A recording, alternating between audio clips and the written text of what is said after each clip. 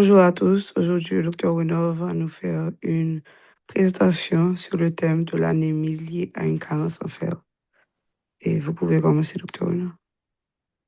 Bonjour à tout le monde, c'est encore un plaisir de participer euh, aux séances de présentation hebdomadaire.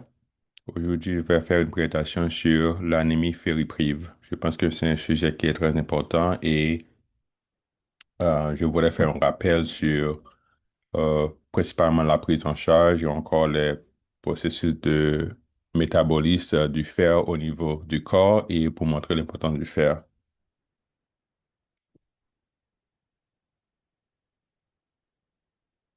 Euh, À la fin de cette présentation, nous espérons que les participants auront une idée de l'importance du fer ou encore de l'anémie ferriprive à travers le monde.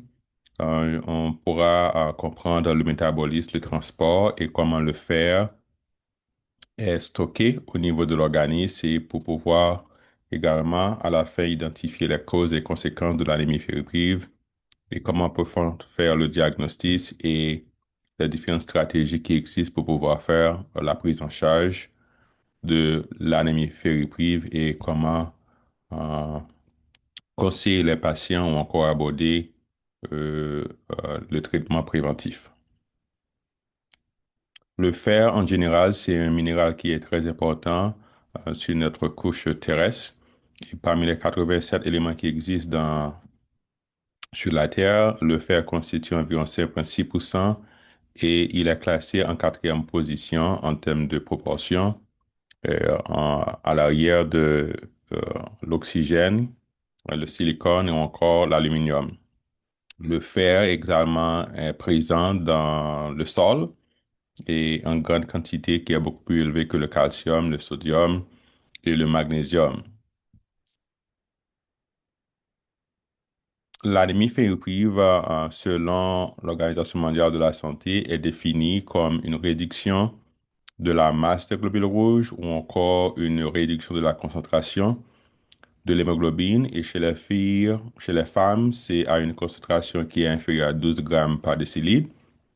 Et chez les hommes, c'est une concentration qui est inférieure à 13 grammes par décilitre. Et c'est très prévalent à travers le monde. On a recensé environ 1,9 billion de personnes qui souffrent de l'anémie ferriprive à travers le monde. C'est la cause la plus importante des anémies. Et en général, on va diviser l'anémie ferriprive en deux catégories, soit une forme qui est absolue, qui est principalement liée à une diminution de la quantité de fer qui est stocké au niveau de l'organisme, et l'anémie ferriprive fonctionnelle qui est liée en général à des problèmes d'utilisation qu'on va surtout rencontrer dans les cas de maladies chroniques. Le fer, principalement, est apporté à l'organisme à travers les aliments. Et le fer sera présenté sous deux formes, une forme ferrique et une forme hématique et une forme non hématique. Dépendamment de la source d'aliments consommés, si c'est les aliments d'origine animale, comme les viandes. Ceci va contenir du fer sur la forme hématique qui sera très facilement absorbé au niveau de la région duodénale et le fer de forme ferrique sera transformé en forme ferreux et ceci va être absorbé et transporté à partir d'une protéine au niveau du ce qu'on appelle la transférine qui va apporter le fer au niveau des organes, principalement au niveau du foie, au niveau de la moelle épinière et également au niveau euh, du tissu musculaire. Et des fois, on va avoir le storage qui va se faire au niveau des macrophages et également au niveau du foie. Donc, l'absorption va se faire au niveau de la région intestinale à partir des aliments sous deux formes, une forme hématique et une forme non hématique, et qui va avoir différents types d'absorption en fonction de la forme utilisée. Il sera transporté par la transférine au niveau des tissus ou encore de la moelle épinière où il sera utilisé et le fer sera stocké en grande partie au niveau du foie, la forme de ferritine et également au niveau des macrophages. Et le fer est impliqué dans beaucoup de fonctions au niveau de l'organisme qui sont très importantes. Il participe également avec l'hémoglobine au transport de l'oxygène des poumons au niveau des tissus. Il est impliqué dans le transport de beaucoup d'électrons à l'intérieur des cellules. C'est un facteur coenzymatique qui participe dans beaucoup de réactions enzymatiques, des réactions neurotransmetteurs au niveau du système nerveux central, dans la synthèse de certaines hormones et également dans la formation de certains éléments comme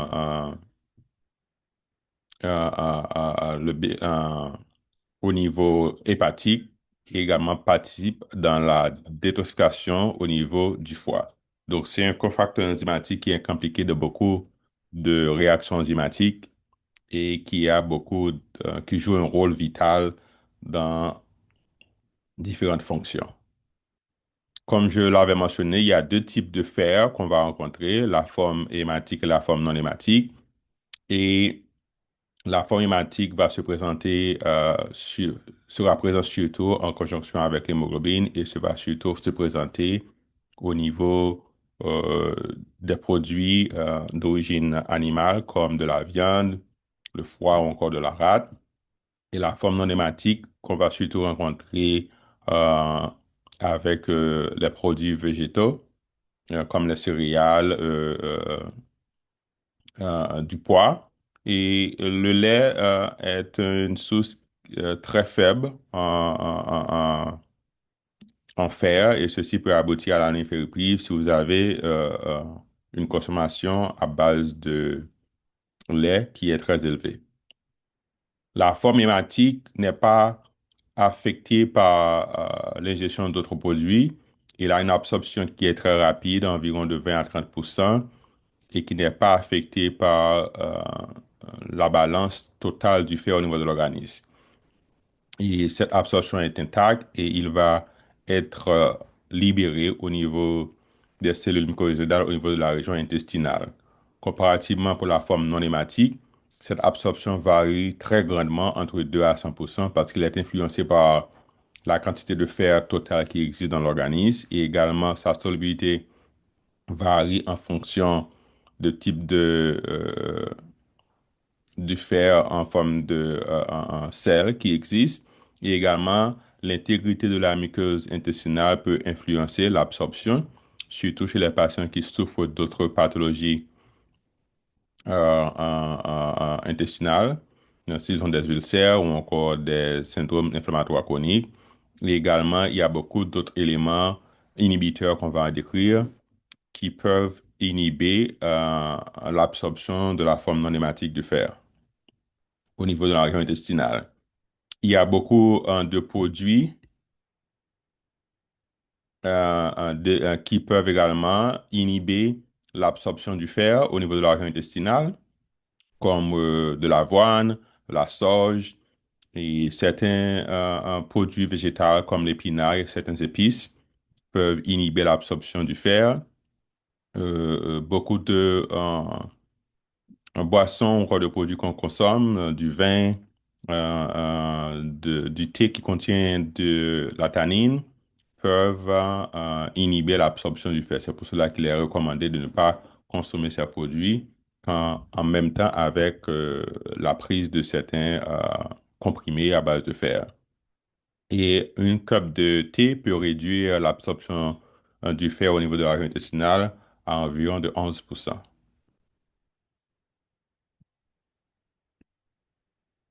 Et c'est un schéma qui vous montre les différents aliments qui contiennent du fer sur la forme hématique et la forme non hématique, principalement de la viande, du poisson, le poulet. Tous ces produits non seulement vont vous apporter de l'énergie, ils vont avoir une fer de forme hématique qui est absorbé très rapidement au niveau de la région intestinale en comparaison avec du fer qu'on rencontre dans les produits végétaux, pardon, par lequel l'absorption peut varier en fonction du type de l'intégrité de la muqueuse intestinale. Il y a beaucoup d'autres éléments qui peuvent éléments ou produits inhiber l'absorption de ce fer. Certains aliments ou encore produits peuvent faciliter l'absorption du fer. Des produits qui contiennent beaucoup de l'acide ascorbique, les fruits qui sont très citrus comme le brocoli ou encore qui contient beaucoup de la vitamine C, les végétaux ou encore du pois qui contient beaucoup de l'acide ascorbique peuvent également faciliter la transformation du fer de la forme ferrique sur la forme ferreuse et ceci va augmenter l'absorption du fer. Des fois, il est recommandé de prendre de la vitamine C ou encore des produits à base de vitamine C pour faciliter l'absorption. Euh, euh, il y a beaucoup de protéines également qui vont également faciliter l'absorption du fer au niveau de la région intestinale par faciliter car ils vont faciliter la conversion de l'acide ferrique sur la forme ferreuse et en produits moins complexes qui pourraient être absorbés au niveau de la région intestinale. Mais ce ne sont pas tous les produits à base d'acide ascorbique qui vont faciliter l'absorption, comme la figue banane ou encore les fraises, même lorsqu'elles contiennent de la vitamine C, peuvent contribuer à la réduction de l'absorption du fer au niveau de la région intestinale. Il y a d'autres éléments qui est très important, d'autres médicaments comme les antiacides ou encore les inhibiteurs de la pompe à proton, les antacides antihistaminiques. Ces éléments peuvent également réduire l'absorption du fer parce qu'ils vont diminuer l'acide gastrique qui lui-même va contribuer à une réduction du fer de la forme ferrique sur la forme ferreuse. Il y a d'autres produits à base de calcium, comme les antacides de magnésium. Ces éléments peuvent combiner avec le fer pour empêcher l'absorption au niveau de la région intestinale.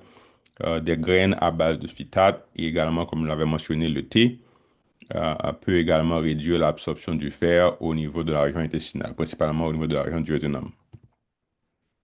Le transport du fer va se faire à partir d'une protéine qu'on appelle la transférine, qui va transporter le fer au niveau des organes.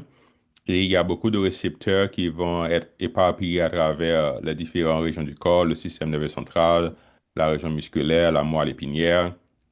Et cette transférine, des fois, on pourrait l'utiliser pour quand on essaie d'évaluer la quantité de storage au niveau du fer. Donc, c'est l'un des protéines qu'on peut mesurer qui fait partie des protéines qui contrôlent le transport du fer au niveau des organes. Le stockage va se faire principalement dans les organes qui nécessitent beaucoup de fer, au niveau de la moelle épinière, au niveau du foie et chez la femme enceinte au niveau du placenta. Il y a beaucoup de transporteurs à base de transférine au niveau de ces organes. Et une fois le fer se présente au niveau de cet organe, il peut être transféré en forme de ferritine ou encore hémodosidérine, qu'on va surtout rencontrer dans le tissu réticulo endothélial. Et ceci va également créer un état de feedback qui va aider à contrôler la balance totale, que ce soit positive ou négative, en fonction de la quantité de fer qui est présent au niveau de ces tissus. Donc, le cycle du fer au niveau de l'organisme, c'est d'abord c'est l'apport alimentaire au niveau de l'appareil digestif, que ce soit sur la forme hématique et la forme non hématique, qui va absorber au niveau de la région intestinale en fonction de l'intégrité de la muqueuse intestinale, de la présence de l'acide gastrique, ou encore d'autres facteurs qui peuvent, que ce soit augmenter l'absorption, réduire l'absorption, et le fer va être combiné avec la transférine pour qui s'assurera le transport au niveau des différents tissus, principalement les tissus musculaires, la moelle épinière et le storage va se faire au niveau du foie ou encore de la moelle épinière. Donc, c'est le cycle principal du fer au niveau de l'organisme. Donc, tous les éléments au niveau de l'apport alimentaire, des troubles au niveau digestif ou encore des troubles au niveau de ces organes de storage peuvent affecter la balance totale ou encore peuvent impliquer en termes de cause d'anémie ferriprive, qu'on va en discuter sous peu. Donc, la forme absolue va se présenter par trois mécanismes. En général, on va surtout mesurer un taux de ferritine, c'est le storage global. C'est la forme la plus sensitive et spécifique, non invasive, qui peut vous donner une idée de la quantité de fer total au niveau de l'organisme. Si vous avez un taux de ferritine qui est inférieur à 30 microgrammes par litre, qui se rencontre principalement à 14% des adultes. Il y a différents cut-offs pour l'anémie ferriprive. Certaines institutions ou encore certains groupes comme le Collège américain de gastroentérologues, eux-mêmes, ils utilisent un cut-off de 45 microgrammes qui va augmenter la spécificité ou encore réduire la sensibilité. Donc, l'anémie absolue, c'est un storage qui est réduit, que ce soit par un excès de perte de sang qu'on va surtout rencontrer chez les femmes qui ont des saignements menstruels et exagérés, que ce soit que vous ayez des pertes intestinaux, encore le saignement, encore les ulcères, les personnes qui ont des malformations anévrismales ou encore qui ont des polypes ou encore des cancers, des troubles digestifs. Il y a des personnes également qui vont avoir l'anémie absolue par la donation de sang, trop fréquent, mais c'est moins courant maintenant parce que on essaie d'espacer surtout la donation de sang ici.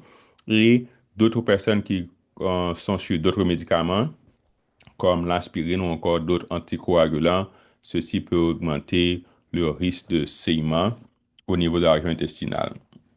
Et la deuxième catégorie, c'est si vous avez une augmentation de la demande de fer qu'on va surtout rencontrer chez les jeunes au moment de la croissance, de la puberté et également chez la femme enceinte qui va avoir une augmentation de fer, une augmentation de demande du fer en raison de la grossesse, le placenta et également le fer pour la femme et également pour le fœtus. Et la troisième cause, c'est surtout une diminution de l'apport euh, au fer au niveau de l'alimentation, ou encore il y a des problèmes de malabsorption au niveau de la région intestinale. Et très rarement, on compte ici les personnes qui ont eu des chirurgies bariatriques pour réduire la poids, le fait qu'ils ont eu une résection de la partie intestinale ou encore une gastrectomie partielle, par exemple, peuvent aboutir avec le temps à non seulement à une diminution de l'absorption de la vitamine B12, mais également peut avoir une anémie ferriprive. Donc, la forme absolue, c'est surtout avec la perte de sang excessive ou encore une demande qui est augmentée au niveau chez les jeunes en croissance ou encore la femme enceinte, ou encore un apport insuffisant ou les personnes qui ont des problèmes de malabsorption.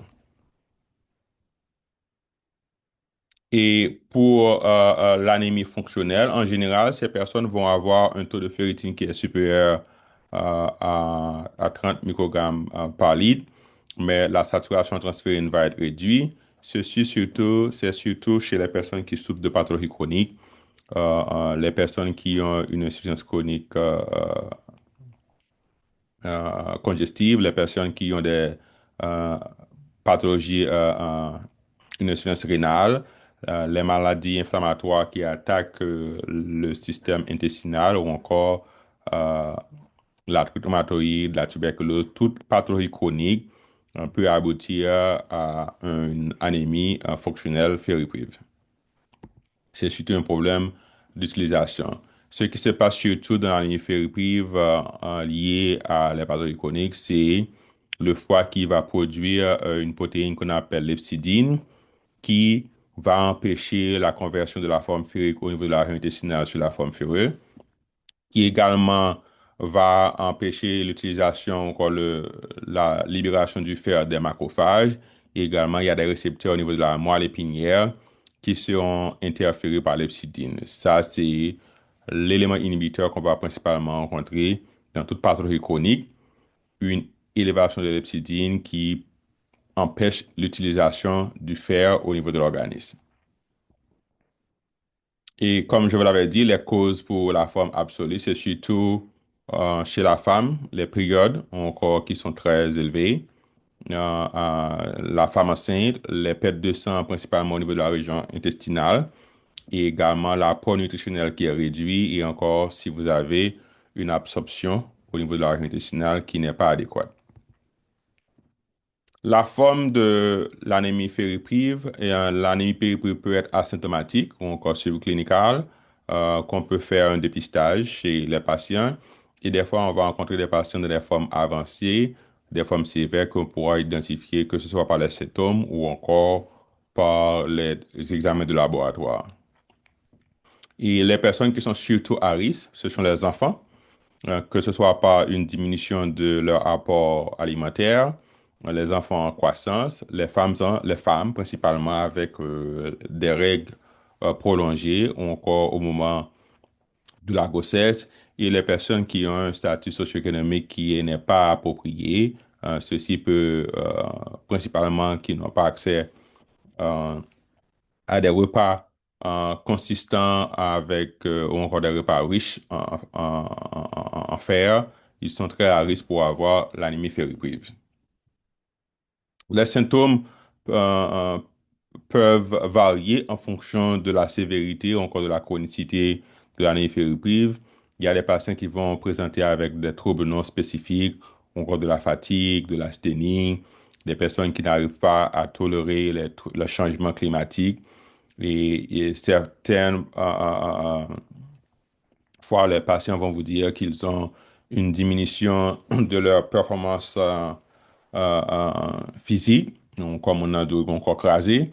Et chez les enfants, on va surtout, comme même les personnes adultes, il y a la forme avancée avec le PICA, c'est la consommation des produits non nutritifs. Moi-même, dans le cadre central, j'avais l'habitude de voir beaucoup de personnes qui vont consommer des substances non nutritives, principalement euh, de la terre à base d'argile, même lorsqu'il y a du fer dans le sol, mais c'est un élément qui euh, nous faisait penser à l'anémie ferriprive. Il y a des gens ici, je vois, qui consomment beaucoup de glaçons, de la glace excessive, 5-6 cups de glace par jour. Donc, ceci, que ce soit de la craie ou encore du papier à mâcher, c'est le pica et des fois, les gens peuvent présenter avec des occlusions intestinales par la consommation. Et ceci, chez les enfants, peuvent les placer à risque d'intoxication au plomb s'ils consomment euh, euh, de la terre ou encore des éléments qui peuvent être contaminés avec le plomb. Et des fois, il y a les gens qui vont se présenter avec des symptômes des jambes sans repos, principalement qui est exagéré le soir au cours du sommeil. Donc, il faut penser à l'anémie ferripitive. Donc, les symptômes peuvent être variés, que ce soit des troubles neurologiques, des troubles constitutionnels ou encore des troubles non spécifiques. Et dans les formes avancées, avec une anémie ferriprive et en fonction de l'âge du patient ou encore si le patient a d'autres comorbidités, euh, les personnes peuvent se présenter avec un tableau de décompensation cardiaque, avec des troubles de la respiration, de la palpitation, très rarement le syncopé. Des fois, on peut avoir un murmure en examen physique et l'observation peut avoir une pâleur, des fois qui peut être très difficile à identifié chez les personnes de la race noire, mais il faut surtout regarder les conjonctives, l'atrophie au niveau du tégument la choriométrie ou encore des transformations au niveau des ongles en forme de cuillère. Des fois, on voit des pertes de cheveux ou encore de la chélite angulaire qui peut être liée à l'anémie ferriprive ou encore d'autres carences en d'autres micronutriments. Et chez la femme enceinte, principalement, l'anémie ferriprive pourrait aboutir à beaucoup de complications, que ce soit avec un accouchement prématuré, des malformations chez les enfants. Donc, c'est toute une panoplie. Donc, les symptômes peuvent varier en fonction de la sévérité et principalement de la chronicité. Donc, tous les organes qui contiennent des récepteurs de transférine ou encore qui utilisent l'oxygène et dans une forme d'anémie sévère peuvent avoir des transformations, encore des symptômes, que ce soit au niveau du système nerveux central, avec de la fatigue, de la vertige, au niveau du cœur, présenté avec l'hypotension, une insuffisance cardiaque congestive. Des fois, si c'est un patient qui a déjà des troubles coronariens, ils peuvent se présenter avec des douleurs angineuses. Et au niveau du système musculaire, c'est la faiblesse. Il n'y a pas assez d'énergie au niveau du tissu musculaire pour pouvoir maintenir un exercice adéquat ou encore l'effort approprié. Les examens de laboratoire en général, on peut déjà, avec l'élément clinique, penser à l'examen physique avec l'anémie ferriprive. En général, c'est surtout demander à un hémogramme complet et si vous avez la possibilité, on va surtout, dans les formes sévères, rencontrer une anémie mucocytaire et hypochromique, mais dans la forme beaucoup plus modérée, l'anémie périatomocytaire, et on peut toujours demander un taux d'hémoglobine ou encore les indices érythrocytaires pour pouvoir identifier l'anémie ferriprive. Et surtout penser, même lorsqu'on a l'anémie ferriprive, penser à d'autres pathologies sous-jacentes et encore voir s'il n'y a pas d'autres éléments. Si vous avez une augmentation du taux de bilirubine ou encore si vous avez accès à une lame périphérique pour s'assurer qu'il n'y a pas d'hémolyse associée.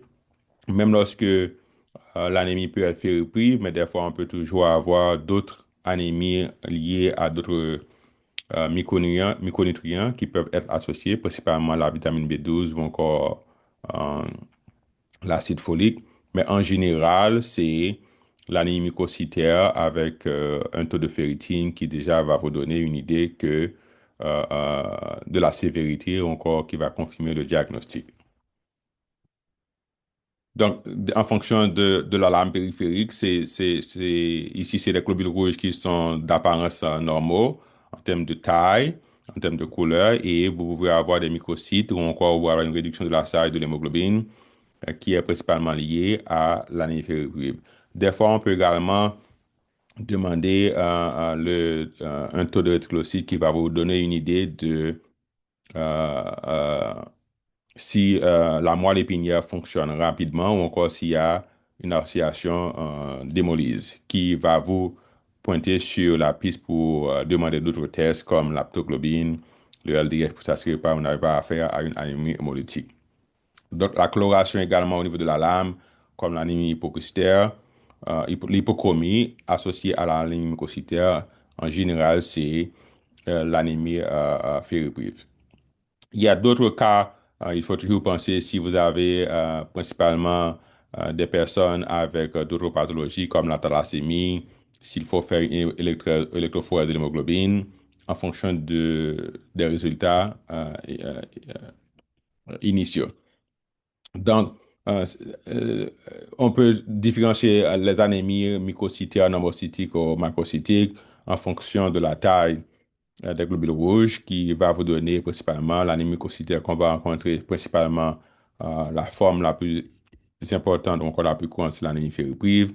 Mais on peut également rencontrer ceci, l'anémie avec la maladie chronique, la thalassémie alpha ou B et les patients qui souffrent d'anémie sidéroblastique. Donc, il faut penser à certains d'autres diagnostics et l'anémie ferriprive peut également coexister avec d'autres formes d'anémie ou encore de carence, principalement la vitamine B12 ou encore l'acide folique. Il y a des gens qui vont avoir l'anémie ferriprive, mais qui ont également d'autres pathologies intestinales ou encore hépatiques sous-jacentes comme la consommation de l'alcool, certains médicaments qui peuvent contribuer à l'anémie ferriprive. Donc, une fois que vous avez un taux de fer global qui est réduit, et principalement chez les enfants, c'est très important, et la femme enceinte, ceci peut augmenter la mortalité maternelle fœtale, et on peut avoir un accouchement prématuré. Et des fois, dans les formes sévères, ces enfants peuvent avoir des problèmes d'apprentissage ou un délai psychomoteur de développement qu'on peut rencontrer chez les enfants. Et l'anémie ferriprive, l'absence de fer peut augmenter les risques d'infection. Et comme j'avais mentionné, des fois, les gens vont consommer des produits non nutritifs qui peuvent, principalement les enfants, leur placer à risque d'avoir une intoxication au plomb. Pour le traitement, une fois établi, vous établissez le diagnostic. Maintenant, on doit d'abord rechercher la cause sous-jacente. Si c'est un ulcère, si c'est des troubles intestinaux, ou encore si c'est un rapport alimentaire qui est inadéquat, pour pouvoir faire la correction. Et ici, on peut utiliser l'équation de Genzoni qui va vous donner, en fonction de la sévérité, quelle est la quantité de fer élémental total qu'une personne va nécessiter pour pouvoir corriger l'anémie. Donc, en général, la majorité des gens vont nécessiter entre 1,5 g à 2 grammes de fer total au cours des semaines pour pouvoir faire la correction. Et on peut voir, il y a des formes. On utilise de façon principale la forme orale, et en fonction de fer élémental, il y a différents types de sels, le fer sulfate, le gluconate fumarate, et qu'on peut utiliser. En moyenne, il y a des doses qui varient entre 100 jusqu'à 325 mg par jour, mais c'est uniquement, on va en choisir en fonction du coût, de la biodisponibilité pour pouvoir faire le traitement. Et il y a des études qui ont comparé les doses de 2 fois par jour comparativement à des doses uniques, et principalement favoriser la dose unique pour essayer de minimiser les risques d'effets secondaires intestinaux comme de la nausée, la constipation, ou encore les changements de couleur des selles. Et c'est la forme orale qui est surtout recommandée. Mais il faut surtout penser à enseigner encore instruire le patient à éviter de prendre le fer en même temps avec d'autres médicaments qui contiennent d'autres minéraux comme le calcium, le magnésium, ou encore d'éviter de prendre la forme en comprimé en association avec d'autres substances comme le thé ou le café pour ne pas diminuer l'absorption. Si le traitement ne marche pas avec la forme orale, ou encore les personnes qui ne répondent pas après 6 à 12 semaines, ou encore certains patients qui ne peuvent pas prendre des comprimés, ou encore qui ont des problèmes avec le suivi, et si vous avez accès à la forme intraveineuse, on peut toujours l'utiliser, principalement chez les personnes enceintes, ou encore les personnes qui ont des troubles intestinaux.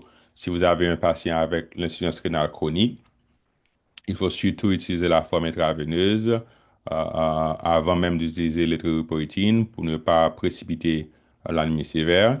Et des fois, ici, on recommande l'utilisation de la forme intraveineuse si vous avez un patient avec une insuffisance congestive avec une fraction d'éjection qui est très réduite. Ceci peut diminuer les risques de réadmission.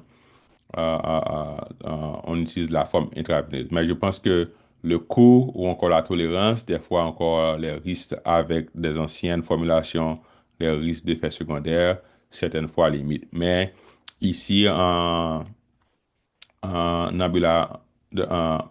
à la forme ambulatoire, on peut utiliser la forme intraveineuse qu'on administre en général une dose toutes les semaines, toutes les 2 semaines. Des fois, si vous avez un patient qui est déjà hospitalisé avec une anémie sévère, on peut déjà faire un traitement, initier le traitement au moment de l'hospitalisation et le patient pourra faire le suivi avec une répétition des indices entre 4 à 6 semaines après pour savoir si vous avez une correction de l'anémie ferroprive et tout en s'assurant que vous avez identifié la cause sous-jacente.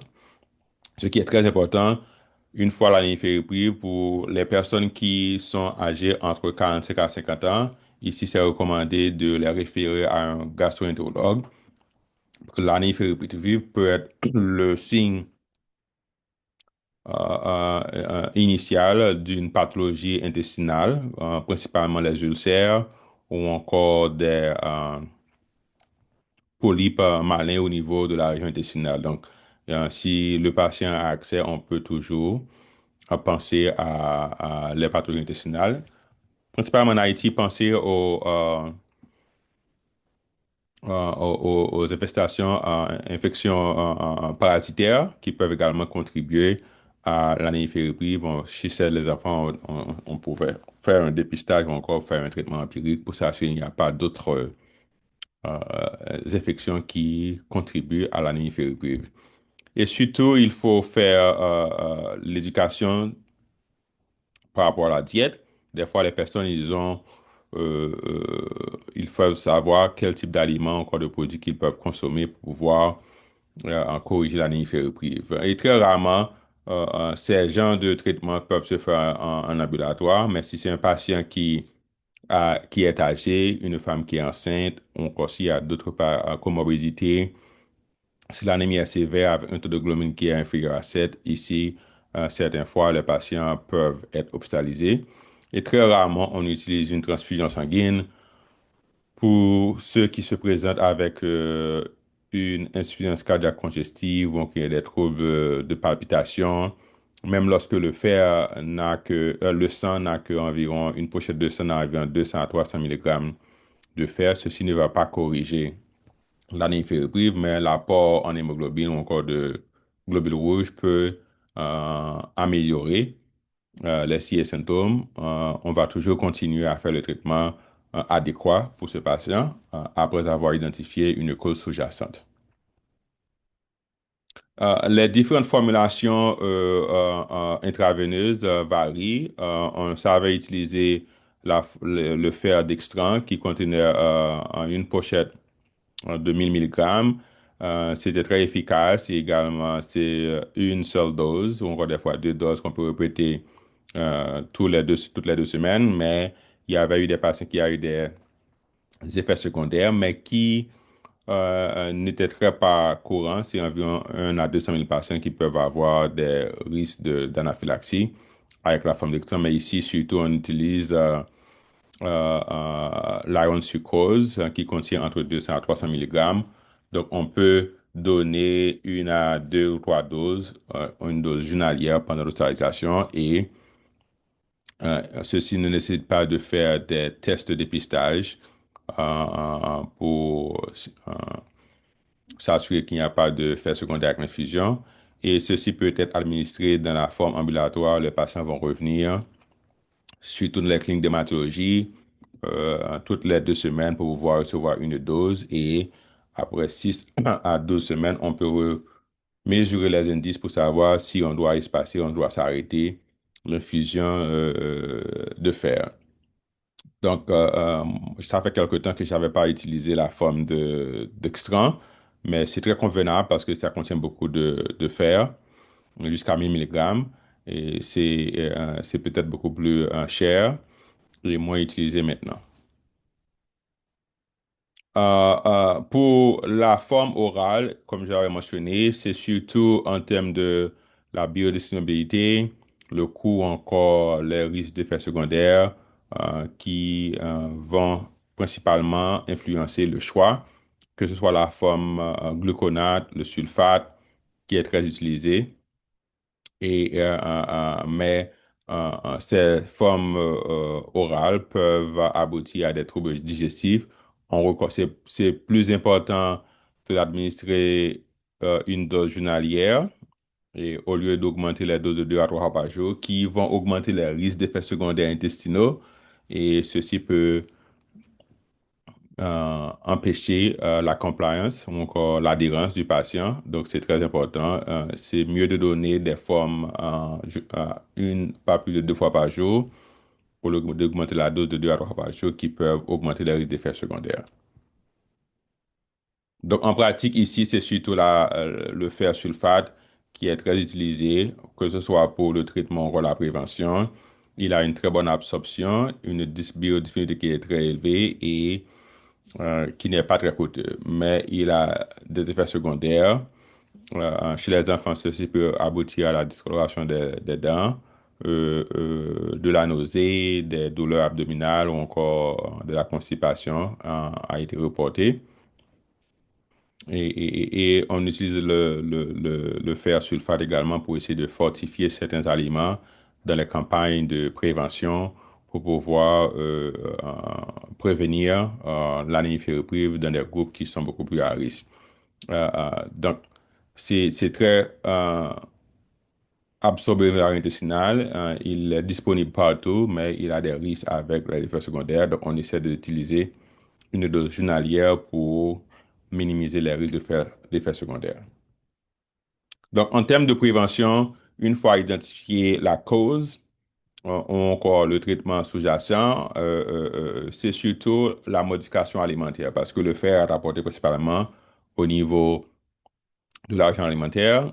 Donc, on peut en discuter avec le patient en fonction si c'est un patient qui est végétarien, s'il y a des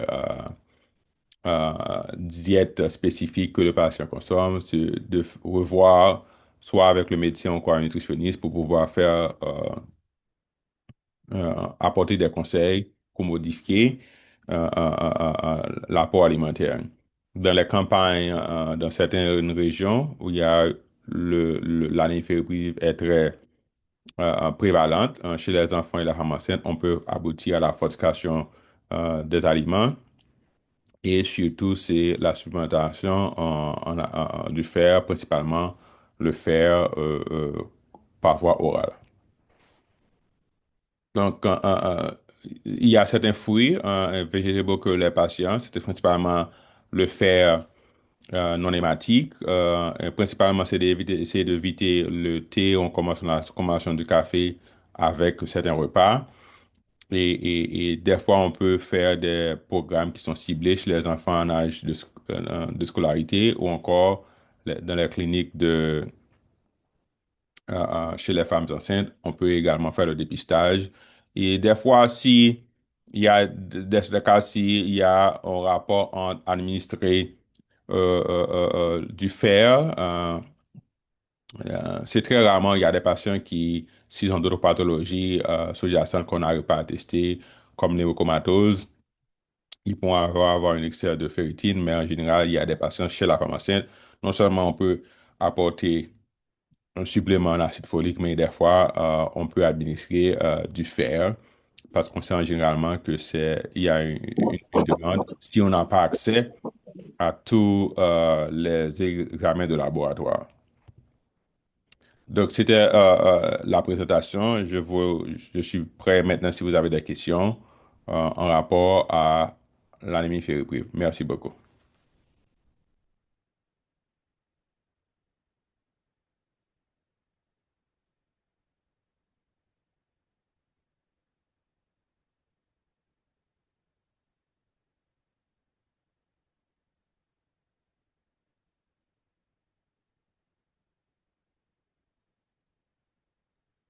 Il y a des questions dans le chat. Oh, I didn't see the chat. Leo. Okay, 1 second. Yeah. The first one was actually from me, and it was from the slide where you I was talking about the foods that impact absorption. Mhm, And I just had a question. mhm. Te gen yon question sou sa. Et est-ce que c'est seulement sou boué bagay sa yo avec manger qui gen iron ou bien est-ce que c'est n'importe le tango si ou boire café dans le matin, est-ce que ça a un impact pour toute la journée? C'est pas tellement pour toute la journée, c'est dans le moment qu'on prend et comprimé. Oh, OK. C'est-à-dire que si vous prenez comprimé et en même temps vous prenez thé ou bien café, ça capable réduire l'absorption fer là au niveau de l'estomac moun, dans la région intestin. Ok. E lisa te gen epina tou, emde panse epina li menm li gen anpil farin an dan. E pa farin, no? An? Fer, Ya, fer, an dan. li gen fer là-dedans, mais épinard gen ça qui relè en pile on l'autre substance qui relè phénol, phytol, des fois capable réduire absorption d'eau. C'est même genre nous ouais, que nous connaissons que vitamine C faciliter absorption en fer, en jus citron ou bien comprimé vitamine C, mais gagner l'autre substance, telle que banane ou encore fraise. Il y a une vitamine C là-dedans et tout, mais il y a de l'autre substance qui doit interagir avec fer là et qui va Mhm. créer un complexe qui réduit l'absorption fer là. Ok, mersi. Pas de problème. Et... Gen yon lot kesyon nan chat Mhm. pa tou, men se an franse li. Alors, là, il pose une question, est-ce que m'te parlé de intoxication au plomb qui est capable de bailler une anémie ferriprive? Et alors, c'est dans le contexte de PICA, non seulement moun qui déjà gen anémie ferriprive, yo pral manger, principalement ti moun, des substances qui parlent nutritifs, mais si gen yon ti moun qui a mangé en peinture, qui a mangé en panneau, qui a mangé terre, le fait que gen a gagné plomb dans substance sa yo, gen doit mettre ti moun nan à risque non seulement qui fait que anémie fébrile vient plus grave, mais yo gen doit venir gagner intoxication avec plomb tout. C'est dans le contexte où on t'a parlé de plomb et anémie fébrile là. Docteur Bernard, bonjour, c'est Docteur Dorismont. Moi, je vous remercie pour la présentation là. Et c'est un commentaire que m'a fait. Mhm. Moi, grande gounière. Et Félicitations. m'a fait remercier pour petit truc ça qu'on ba nous que nous capables euh, transférer dose là sur Mhm. une par jour au Mhm. lieu de trois par jour parce que petite moi dit refuser professeur là pensa que quoi pour le capable prendre. Mhm. Donc merci de ce qu'on ba nous petit truc ça et m'a dit merci tout parce que vous rappelez nous que en tant que médecin nous besoin discuter de qui gens patient a bien pour prendre médicament yo. Ça tellement Mhm. important. Mhm. Mais nous tellement pressés gain de fois dans fait clinique, nous pas pour nous parler avec patient, on dit Mhm. monsieur, madame, bail ci, bail là, fais ci, fais ça, sans qu'on Mhm. va discuter à patient. Merci pour Mhm. rappel là. Merci en pile. Encore une fois, félicitations. Oui, nous remarquons ça en pile. Principalement, c'est un problème qui gagne avec forme comprimée. Yo, parce que nous connaissons que c'est fer élémental là, c'est dose là qui est important qui peut être absorbé. Et ça prend environ entre 6 à 12 semaines pour mon prendre médicament régulièrement sans que pas gagner pièce interaction, sans que pas gagner problème digestif, que pour capable gagner une correction de l'anémie. En pile fois, nous établit diagnostic là, nous prescrivons mon médicament, mais mon nan que nous apprenons pendant un ou 2 jours et le premier jour que mon nan gagne un trouble digestif, nausée, li wè sel y noir, que li pas informé la camper pour médicament. Donc, les plus faciles que nous commencer avec une dose journalière que mon a plus toléré. Des fois, on va aller jusqu'à 2 fois par jour si on a senti que il pas gain effet secondaire, mais nous voyons que les gens qui gagnent une dose de 3 fois par jour, yo, en pile fois, ils comprennent médicament après une semaine parce que ça augmente le risque de effet secondaire digestif. Yo. Surtout que si vous pas gain accès avec forme intraveineuse là, qui gagne une dose qui est plus élevée, qui pas obligé de passer par la région intestinale là, qui absorbe directement. Donc, avec comprimé, yo, en dehors de nutrition que mon n'a pas gagné, qui gagne en pile fer, ça prend un petit temps pour mon n'a capable de gagner en amélioration. Donc, non seulement nous identifions l'anémie, hein, mais il faut identifier qui cause qui gagne. Hein. Est-ce que c'est un rapport alimentaire? Est-ce que c'est un qui gagne ulcère? Des fois, nous sommes obligés de faire dépistage pour Helicobacter pylori. Si c'est un monde qui est entre 45 encore si c'est un monde qui a antécédent de cancer colon, Kai Family, il est important pour nous assurer que c'est pas un début de tumeur maligne au niveau de la région intestinale qui commence.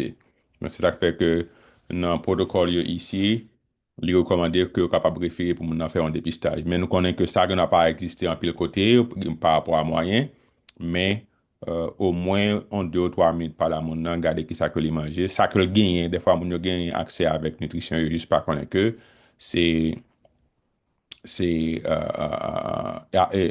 nutrition ça ou bien éléments ça gagné faire là-dedans. Donc conseil là il est vraiment important.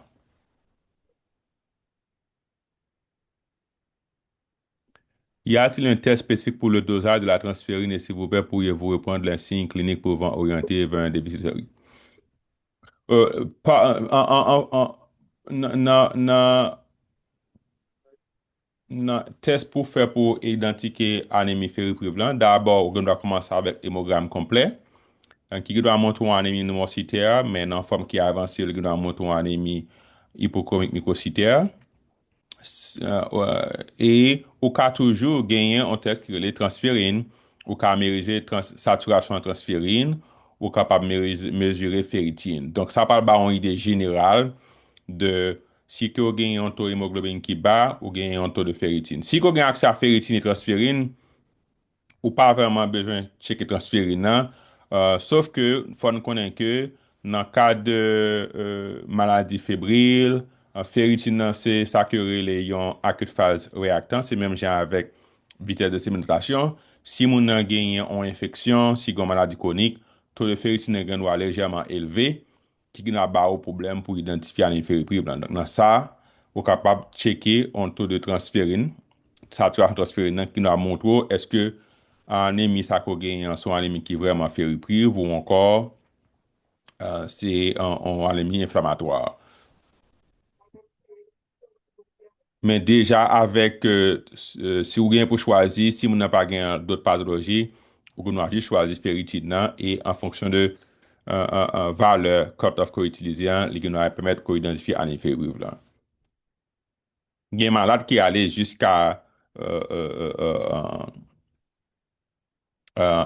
garder et moelle épinière yo, qui a fait un stent pour avoir quelle quantité de fer qui gagne dans bonne marois, mais ça c'est très invasif.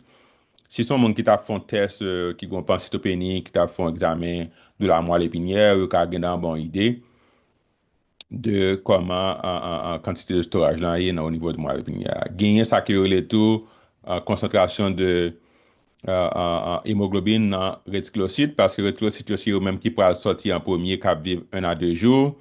Donc, leur tester quantité hémoglobine dans les réticulocytes là, les gens ont une bonne idée de storage global de fer caïmon qui est capable très sensible pour diagnostiquer anémie ferriprive.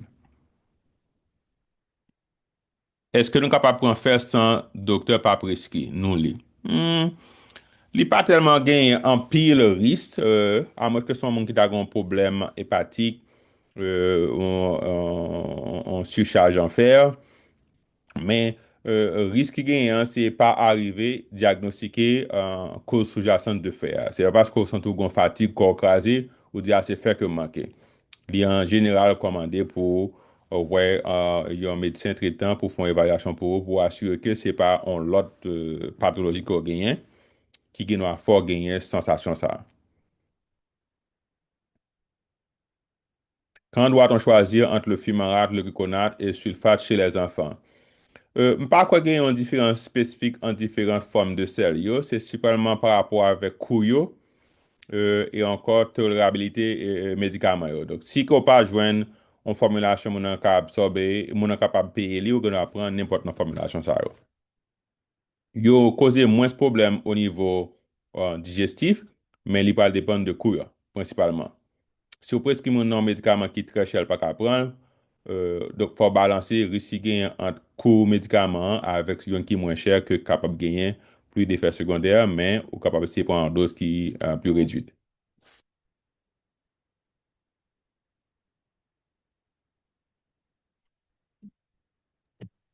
Comme tot ema, donc m'pa reconnaît tot ema, ça qui est important, là n'a regarder n'importe quel produit que n'a pas acheté qui gagne fer, c'est il doit marquer 325 mg, mais il faut regarder quelle quantité de fer élémental qui est écrit dans en posologie, hein. C'est ça qui est important parce que quantité qui marquée dans nan boîte médicament, gen wap pa élément, pa tout ça qui gen dans dose élémentaire là.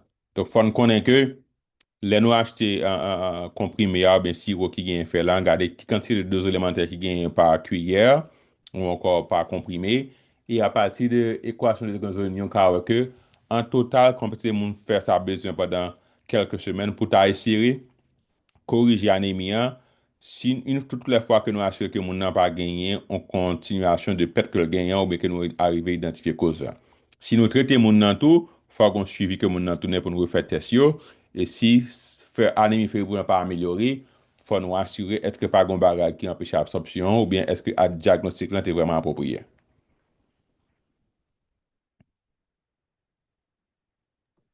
Ben, c'est ça, c'est l'autre question. Merci. Je voulais parler de la moelle osseuse. Ok, C'est pas la moelle dernière épinière, question c'est la parce moelle qu'on osseuse. finit à Merci 9 beaucoup heures. pour la clarification, Dr. Colimon.